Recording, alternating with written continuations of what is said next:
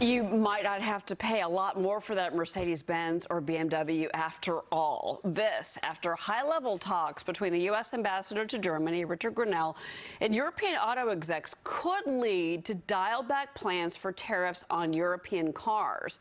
German Chancellor Angela Merkel responding to the U.S., saying that she would back lowering EU tariffs on U.S. car imports. A lot to go through. Our next guest says before you sound the alarms, though, exaggerating our trade problem is only hurting Americans. The former U.S. ambassador to UN's Economic and Social Council, Ambassador Terry Miller, joins us live from our nation's capital. Ambassador, thank you for being here.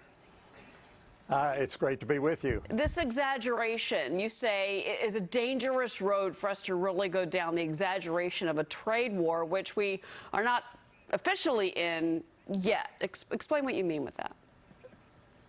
Well, the amount of trade that's potentially affected by the tariffs that have either been enacted or announced is still a relatively small portion of the trade flows into the United States. And the retaliation that's been threatened by other countries, yes, we should be concerned about that, but it's not to the point yet where the shelves at Walmart are going to be bare anytime soon. I think a lot of this is posturing, and perhaps we'll see cooler heads prevail, as perhaps we're seeing from Chancellor Merkel. Well, we're not going to see that with China. Tonight is the deadline, 12:01 a.m. Eastern Time. Tomorrow morning, Friday, the U.S. will impose tariffs on $34 billion worth of Chinese goods. And this is just the opening salvo. The Chinese have said they're not going to respond initially. Instead of them basically jumping the gun first, they're going to wait until kind of noon Beijing time, basically, for them to announce their retaliation. But once we go down this road, isn't it kind of difficult to dial it back? It can be because people's emotions get inflamed, and tariffs are never a good idea. They're never a good solution. They increase the costs for Americans, and they lower the choices, the freedom of choices we have in terms of what we buy. So I don't think tariffs are ever the right answer. We had our reporter was on from Washington earlier in the show. She talked about the fact that soybean shipments, they were going through other countries, like Vietnam. Those routes have now been shut down.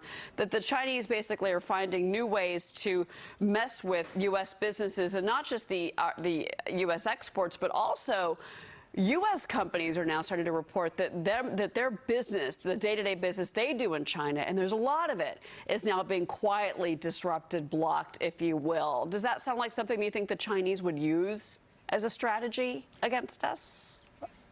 Sure, that wouldn't surprise me at all. The Chinese, or any country for that matter, has a wide variety of measures they can take to impede commerce.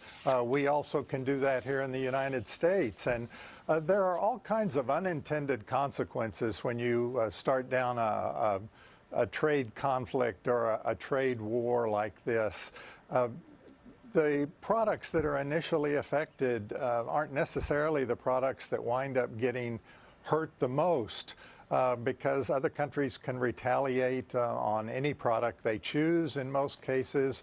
If we put tariffs on cars, the European Union might respond by shutting down agriculture products going in there. So there are a lot of unintended consequences and people that get hurt that didn't really have anything to do with it when it started. Yeah, I mean, the initial, as far as China, and then we're going to move to Europe, but as far as China goes, I mean, it's corn, it's cash crops, it's corn, it's soybeans, it's copper. We're seeing pressure, that initial hit, if you will.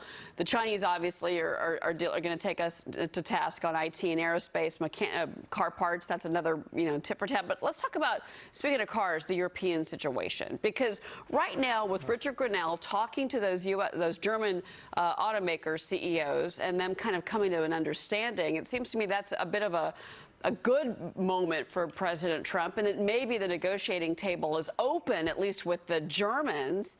And as you know, what Angela Merkel does, a lot of times the rest of the EU would likely follow from an economic perspective. What do you say? Well, Ambassador Grenell and I served together in New York, and I applaud him for coming up with an innovative solution that lowers tariffs rather than raises them. But I do think we have a long way to go before we get to a zero tariff. And Chancellor Merkel has to convince the other leaders in Europe to follow her lead.